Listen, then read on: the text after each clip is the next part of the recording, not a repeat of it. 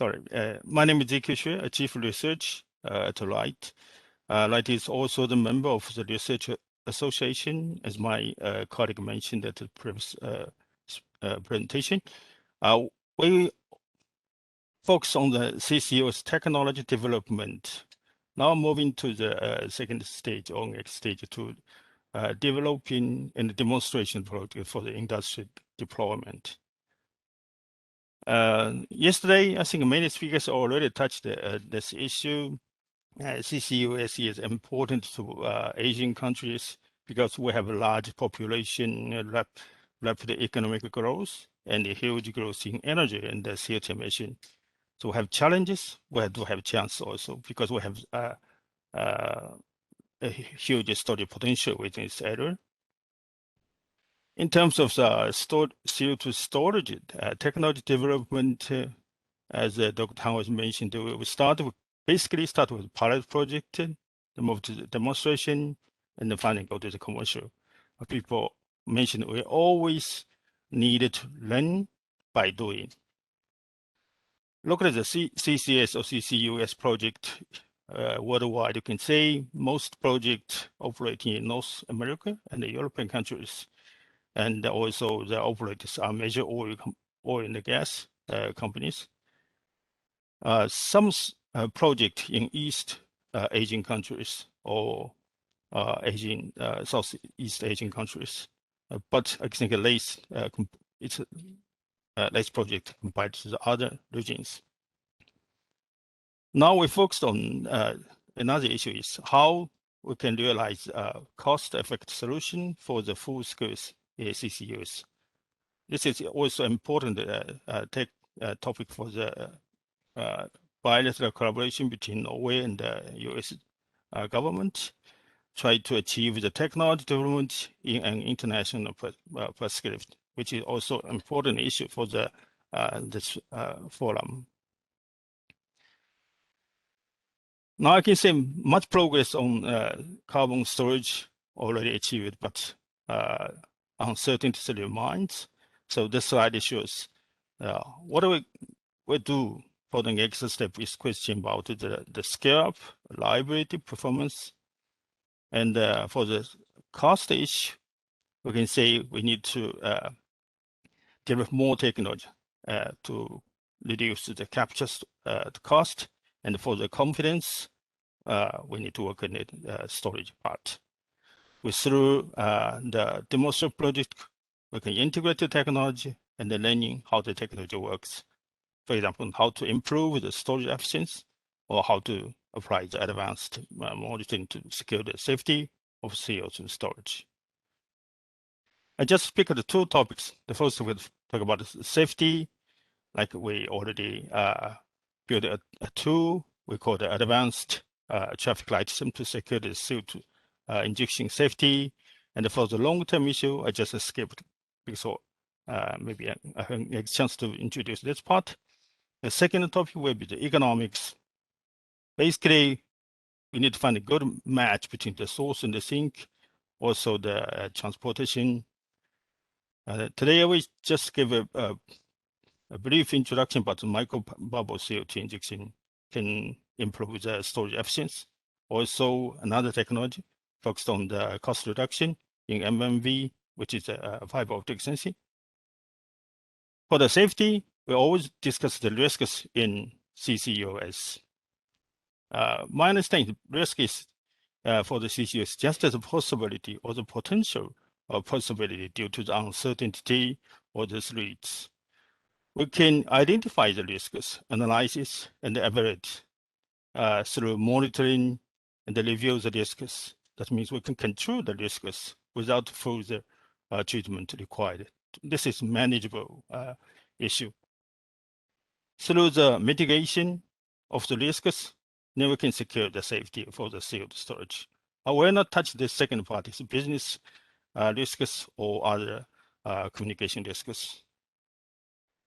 And the second one is how to treat the uncertainty. Each site has its own specific risks.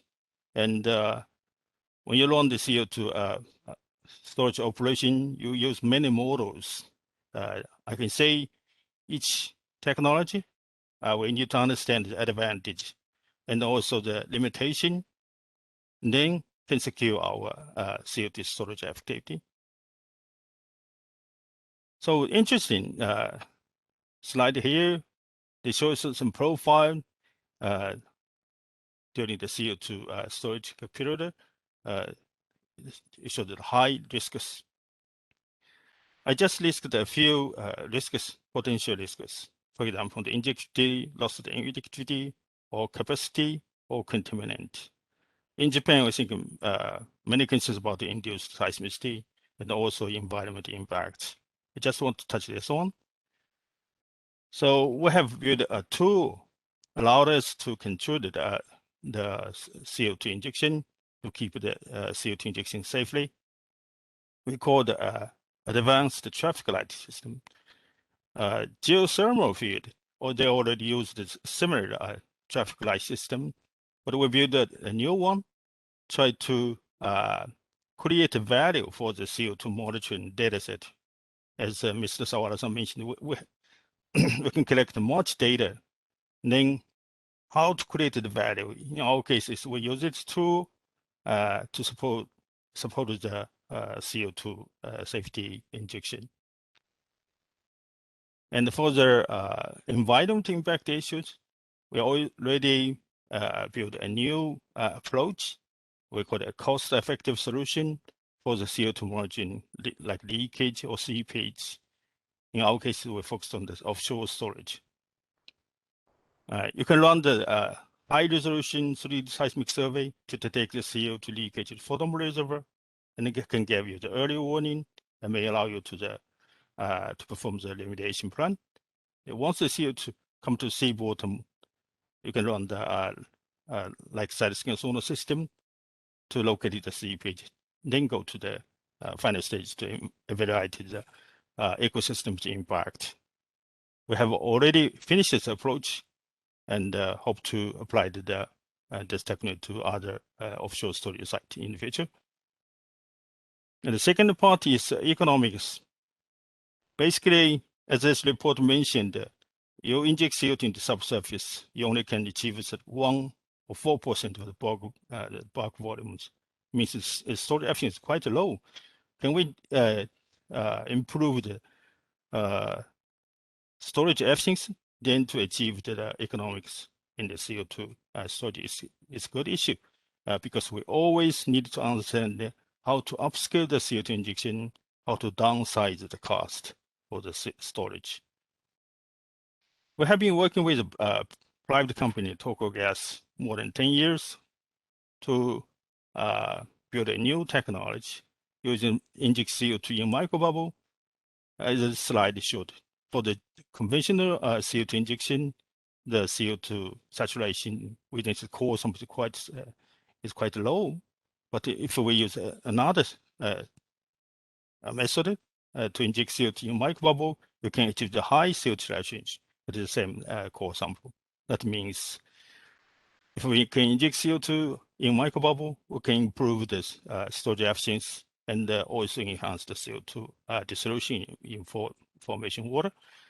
This technique has been demonstrated with JPEGs at the oil site. Here showed the whole systems. We inject CO2 combined with brine at a ratio is 9:1 to secure the CO2 always in microbubble condition. To compile the CO2 injections, I showed the result here. You can find the CO2 injection. In case of the microbubble, you can achieve the storage efficiency up to 80%. But for the conventional CO2 injection, the efficiency is just 63%. It's quite low compared to the first one. And also we found a big difference in the injection index. So this demonstrated result told us we need to apply this technology and it can improve the storage efficiency as well as the injectivity. And it's through the level scale and the feeder scale, the mushroom project, we already achieved this TR level around 7. That means it's ready for the commercialization. We also worked with overseas institutes to demonstrate our technology. This slide shows we are working with United States in North Dakota, and then we inject CO2 next spring at the rate of 180 kilotons per year into the deep side aquifer. And in the future, we may start another project, 4 million tons per year. So we worked with the United States side to demonstrate our optic fiber sensing technology. Use one cable, we can monitor the CO2 in the subsurface. Also can monitor the geomagnetic response due to the CO2 injection, any damages to the wellbore, any damage to the, or any impact to the cap rock system. This technology gets well with the DOE's requirement to optimize the geological storage operations. And another collaboration, which was focused on the fault system integrated monitoring, we're working, we work with Australian side, selected a test site in South Perth, focused on this big fault system, installed fiber cables to monitor the integrity, stability, and leakage issues through the collaboration activities. Fault system is a hot issue now in the CCS community. People have concerns about induced seismicities. Like this slide indicates, even the Northern Lights project, they also have some issues, or they are interested in how to monitor the fault system integrated throughout the CO2 injection operation. In terms of the risk management, I can say throughout the management, we can reduce the uncertainty and manage the risk to the manageable level. That means can secure the project and secure the CO2 injection safety. We're already familiar with ISO, this standard. This standard provided the recommendation for the CO2 storage. But I can say it's not so detailed. So then we worked on this guidebook based on the previous or the result from Japanese pilot project or the mushroom project. We are working on the guidance. We published the guidance in both English and Japanese, available on our site also to provide the PDF files for the overseas readers. What the difference was ISO, this guidebook will show the case studies on technology adoption and the implementation, can tell you which technology works and which technology didn't work. Then we summarize and provide recommendation for the CCS operators for the CO2 storage project. Thank you very much. That's all.